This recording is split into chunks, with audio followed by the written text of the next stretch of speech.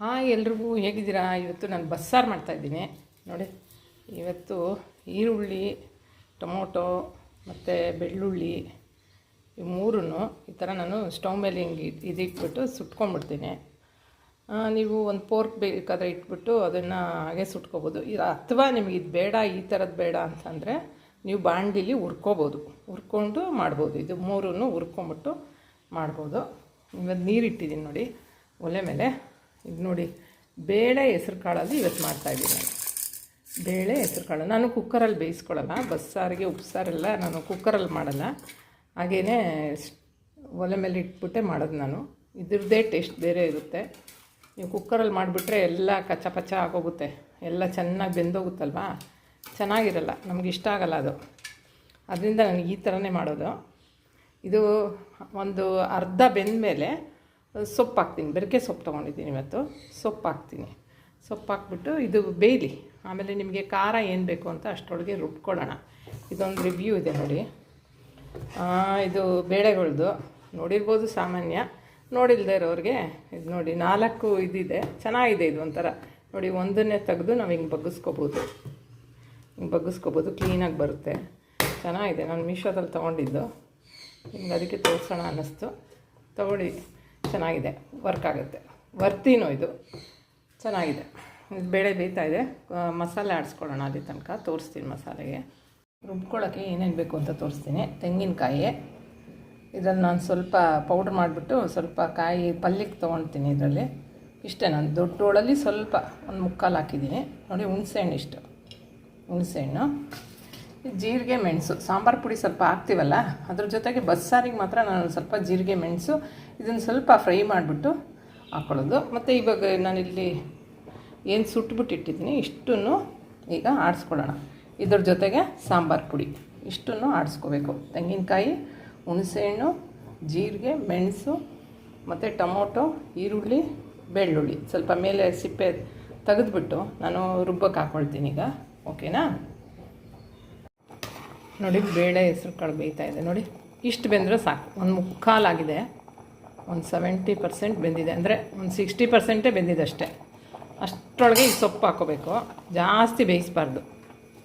ಬೆರಕೆ ಸೊಪ್ಪಿದು ಎಲ್ಲ ಥರ ಒಂದು 3-4 ಸೊಪ್ಪು ಮಿಕ್ಸ್ ಇರುತ್ತೆ. ತುಂಬ ಒಳ್ಳೆಯದು ಬಸ್ಸಾರು, ಉಪ್ಸಾರಿಗೆ ಎಲ್ಲ. ಇಲ್ಲಿ ನಮ್ಮೂರಲ್ಲಿ ನಂಜನಗೂಡಲ್ಲಿ ಸಿಗುತ್ತೆ, ಚೆನ್ನಾಗಿರುತ್ತೆ, ಒಳ್ಳೆ ಟೇಸ್ಟ್ ಇರುತ್ತೆ ಸಾರು, ಸಾಂಬಾರು. ನೀವು ಸಿಕ್ಕಿದ್ರೆ ನಿಮ್ಮೂರಲ್ಲಿ ಮಾಡಿಕೊಡಿ. ಇದೆಲ್ಲ ಟ್ರೆಡಿಷ್ನಲ್ ಅಡುಗೆಗಳು. ಇವಾಗ ಯಾವ ಥರ ಹೊಸ ಥರ ತೋರಿಸಿದ್ರೂ ಅದೇನೋ 1 ಸಲ 2 ಸಲ ಮಾಡ್ಬೋದು ಅಷ್ಟೇ. ನಾವೆಲ್ಲ ಇದೆಲ್ಲ ನಾವು ಹೇಗೆ ಮಾಡ್ತೀವೋ ಹಾಗೇ ಮಾಡೋದು. ಇದು ಆರೋಗ್ಯನೂ, ಇದು ಏನೇನೋ ತಿಂದು ಆರೋಗ್ಯ ಕೆಡಿಸ್ಕೋಬೇಡಿ, ಒಳ್ಳೇದನ್ನೇ ತಿನ್ನಿ. ಬಟ್ಟೆಗಿಂತ ಹೊಟ್ಟೆಗೆ ಹಾಕ್ಕೊಳ್ಳಿ.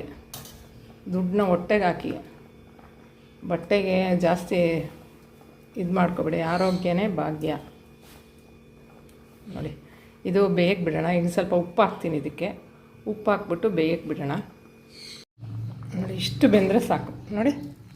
ಬೇಳೆನೂ ಅಷ್ಟೇ ನೋಡಿ, ಒಂದು 90% ಬೇಯಬೇಕು. ಎಲ್ಲ ಪೂರ್ತಿ ಬೆಂದೋದ್ರೆ ಚೆನ್ನಾಗಿರಲ್ಲ, ನಿಮಗೆ ಸೊಪ್ಪು ತಿನ್ನೋಕ್ಕೆಲ್ಲ ಚೆನ್ನಾಗಿರಲ್ಲ.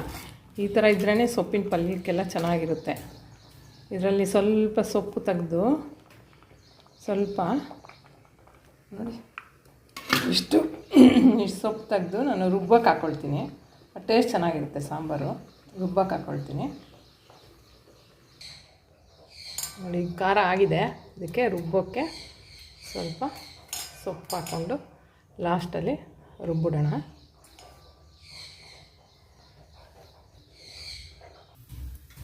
ನೋಡಿ, ಅದೇ ಪಾತ್ರೆಯಲ್ಲಿ ನಾನು ಸೊಪ್ಪೆಲ್ಲ ಸೋಸ್ಬಿಟ್ಟು ಸಾಸಿವೆ ಹಾಕ್ಕೊಳ್ಳೋಣ. ಎಣ್ಣೆ ಹಾಕಿದ್ದೀನಿ, ಸಾಸಿವೆ ಹಾಕ್ಕೊಳ್ಳೋಣ.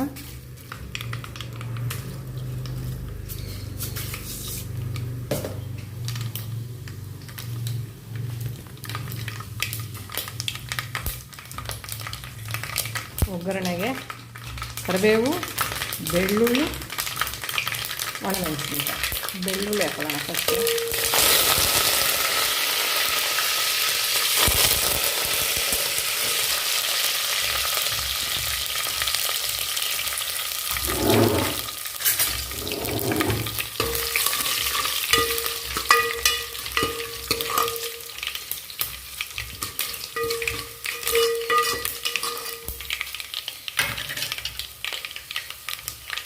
ಸ್ವಲ್ಪ ಬೆಳ್ಳುಳ್ಳಿ ಕೆಂಪಗಾಗಲಿ. ನೋಡಿ, ಈಗ ಒಣಮೆಣ್ಸಿನ್ಕಾಯಿ ಹಾಕೋಣ. ಖಾರ ಹಾಕೋಣ. ಒಣಮೆಣ್ಸಿನ್ಕಾಯಿ ಹಾಕಿದೆ. ಖಾರ ರುಬ್ಬಿರ್ತೀವಲ್ಲ ನಾವು, ಸೊಪ್ಪು, ತೆಂಗಿನಕಾಯಿ, ಈರುಳ್ಳಿ, ಟೊಮೊಟೊ, ಹುಣಸೆಹಣ್ಣು, ಬೆಳ್ಳುಳ್ಳಿ, ಸಾಂಬಾರು ಪುಡಿ ಇಷ್ಟು ಹಾಕಬೇಕು. ನೋಡಿ, ಖಾರ ಹಾಕಿದ ತಕ್ಷಣವೇ ಅದರದ್ದು ಪರಿಮಳ ಎಷ್ಟು ಚೆನ್ನಾಗಿ ಬರ್ತಾಯಿದೆ ಗೊತ್ತಾ. ನಮ್ಮ ಟ್ರೆಡಿಷನಲ್ ಸಾರು ರೀ. ಏನೇ ಸಾರು ಮಾಡಿಕೊಂಡ್ರೂ ಈ ಥರ ಸಾರುಗಳು ತಿಂದಂಗೆ ಆಗಲ್ಲ, ಮತ್ತು ಆರೋಗ್ಯಕ್ಕೂ ಒಳ್ಳೆಯದು ಅಲ್ಲ. ಇದು ಸ್ವಲ್ಪ ಚೆನ್ನಾಗಿ ಸ್ವಲ್ಪ ಹಸಿ ಪರಿಮಳ ಹೋಗ್ಬೇಕು. ಅದರದ್ದು ಹೋದ್ಮೇಲೆ ನಾವು ಈ ಕಟ್ಟೇನಿರುತ್ತೆ ಅದನ್ನು ಹಾಕೋಣ. ಸ್ವಲ್ಪ ಮುಚ್ಚೋಣ. ನೋಡಿ, ಈ ಕಡೆ ಸೊಪ್ಪಿಗೆ ಇಟ್ಟಿದ್ದೀನಿ. ಸೊಪ್ಪು ಪಲ್ಯಕ್ಕೆ ಬಾಣಲೆ ಇಟ್ಟಿದ್ದೀನಿ. ಫಸ್ಟ್ ಬೆಳ್ಳುಳ್ಳಿ ಹಾಕೋಣ.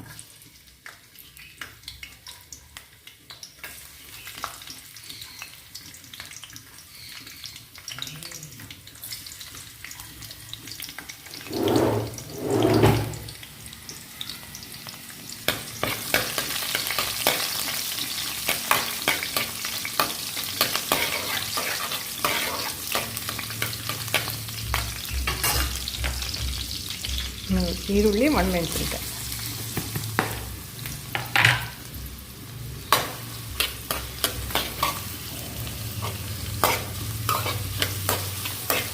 ಇದು ಸೊಪ್ಪು ಪಲ್ಯಕ್ಕೆ.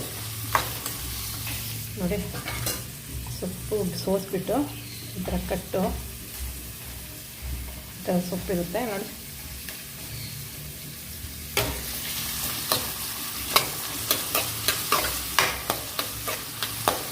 ಎಲ್ಲ ರೆಡಿ ಮಾಡಿಕೊಂಡ್ರೆ ಬೇಗ ಮಾಡಿಬಿಡ್ಬೇಕು.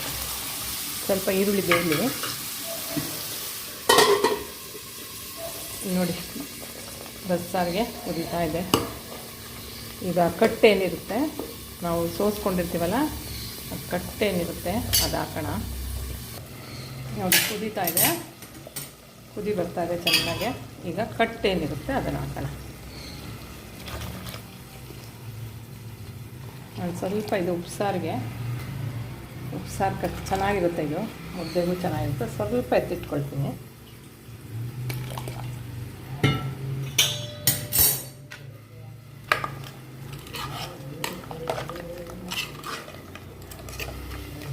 ಸ್ವಲ್ಪ ಈಗ ಉಪ್ಪು ನೋಡ್ಕೊಂಡು ಹಾಕಿ, ಯಾಕಂದರೆ ಸೊಪ್ಪಿಗೂ ಹಾಕಿರ್ತೀರಲ್ಲ, ಉಪ್ಪು ನೋಡ್ಕೊಂಡು ಹಾಕಿ.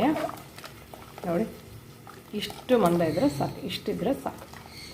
ನಿಮ್ಗೆ ಇಂಗು ಬೇಕಾದವರು ಇಂಗು ಹಾಕ್ಕೊಳ್ಳಿ. ನಮ್ಮನೇಲಿ ಸ್ವಲ್ಪ ಇಂಗು ಇಷ್ಟಪಡಲ್ಲ ನನ್ನ ಮಗ ಎಲ್ಲ, ಅದಕ್ಕೆ ಇಂಗು ಹಾಕಲ್ಲ ನಾನು. ನೋಡ್ಕೊಂಡು ಹಾಕ್ಕೊಳ್ಳಿ ನೀವು ಇಂಗು ಬೇಕಾದರೆ. ನೋಡಿ, ಇಲ್ಲಿ ಸೊಪ್ಪಿಗೆ ಈರುಳ್ಳಿ ಫ್ರೈ ಆಗ್ತಾಯಿದೆ. ಒಂದು 2 ನಿಮಿಷ. ನೋಡಿ, ತೆಂಗಿನಕಾಯಿ ಇದೆಯಲ್ಲ, ಇದನ್ನು ಹಾಕ್ಬಿಡೋಣ. ಈರುಳ್ಳಿ ಜೊತೆ ಹುರಿದ್ಬಿಟ್ರೆ ನಿಮಗೆ ಅದು ಕೆಡಲ್ಲ ಬೇಗ. ಸೊಪ್ಪು ಇಲ್ಲದೆ ಹೋದರೆ ಕೆಟ್ಟೋಗ್ಬಿಡುತ್ತೆ. ಬೇಸಿಗೆಗಂತೂ ಬೇಗ ಕೆಟ್ಟೋಗ್ಬಿಡುತ್ತೆ.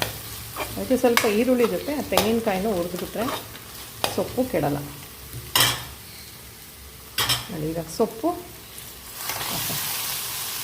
ಸ್ವಲ್ಪ ಸೊಪ್ಪು ಕಮ್ಮಿ ಆಯ್ತು ಇವತ್ತು ನಮ್ಮ ಮನೇಲಿ. ಇನ್ನೊಂದು ಸ್ವಲ್ಪ ಸೊಪ್ಪು ಬೇಕಾಗಿತ್ತು, ಸ್ವಲ್ಪ ಕಮ್ಮಿ ಆಯಿತು.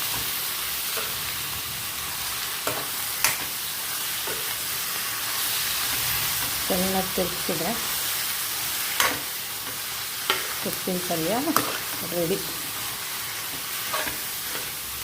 ನೋಡಿದ್ರೆ ಎಲ್ಲ ರೆಡಿ ಮಾಡ್ಕೊಂಡ್ಬಿಟ್ರೆ ಬೇಗ ಮಾಡಿಬಿಡ್ಬೋದು ಸೊಪ್ಪಿನ ಪಲ್ಯ, ಬಸ್ಸಾರು.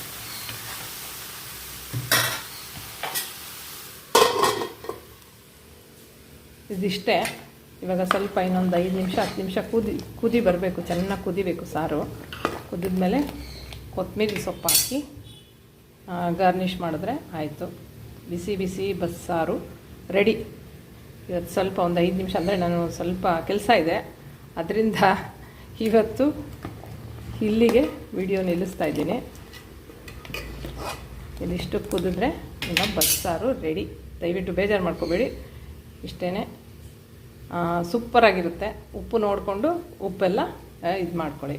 ಇನ್ನೊಂದು ಸ್ವಲ್ಪ ಉಪ್ಪು ಬೇಕಾದರೆ ಹಾಕ್ಕೊಳ್ಳಿ ಅಂತ ಹೇಳ್ತಾ ಇವತ್ತು ಇಲ್ಲಿಗೆ ವಿಡಿಯೋ ಮುಗಿಸ್ತೀನಿ. ಹರಿ ಓಂ ಜೈ ಭಾರತ್.